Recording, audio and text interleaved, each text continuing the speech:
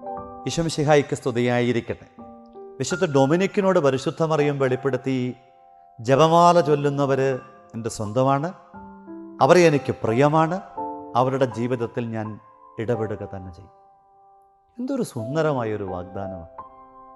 സ്വർഗം ഇത്ര ഉറപ്പോടുകൂടിയിട്ട് ഒരമ്മയുടെ അധരത്തിലൂടെ മക്കളോട്, ലോകത്തോട് മുഴുവനും വിളിച്ചു പറയുകയാണ്, ഈ അമ്മയെ സ്നേഹിക്കാൻ, ഈ അമ്മയെ വണങ്ങാൻ, ഈ അമ്മയ്ക്കൊപ്പം ജീവിക്കാൻ. ഈ അമ്മയോടുള്ള സ്നേഹപ്രകടനത്തിൻ്റെ ഏറ്റവും പ്രകടമായ പ്രകാശനമായിട്ടുള്ള ജപമാല വഴികളിലൂടെ ആയിരിക്കാൻ നാം തീരുമാനിക്കുമ്പം അമ്മ നൽകുന്ന വാഗ്ദാനങ്ങളൊക്കെയും നമ്മുടെ ജീവിതത്തിൽ നിർബന്ധമായും നമുക്ക് സംലഭ്യമാകും.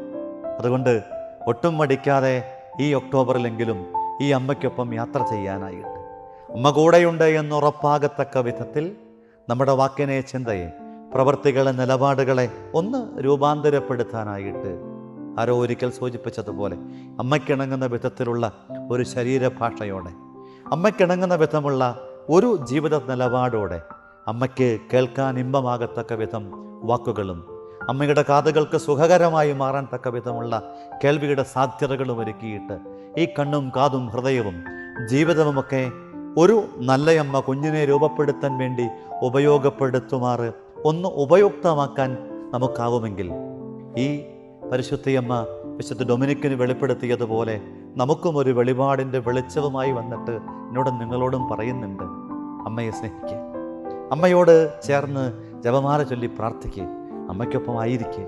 അവരെ അമ്മ സകല വിധത്തിലും സംരക്ഷിക്കും, വേണ്ടതൊക്കെ വേണ്ടും വിധം വേണ്ടതുപോലെ നൽകി ഒരു വിശുദ്ധ ജീവിതത്തിൻ്റെ കൃപാഭിഷേകം കൊണ്ട് നിറയ്ക്കും. നമുക്കും അമ്മയോട് പ്രാർത്ഥിക്കാം. അമ്മേ, അമ്മ ഞങ്ങളോട് കൂടുതൽ അടുപ്പത്തിലായിരിക്കണമേ.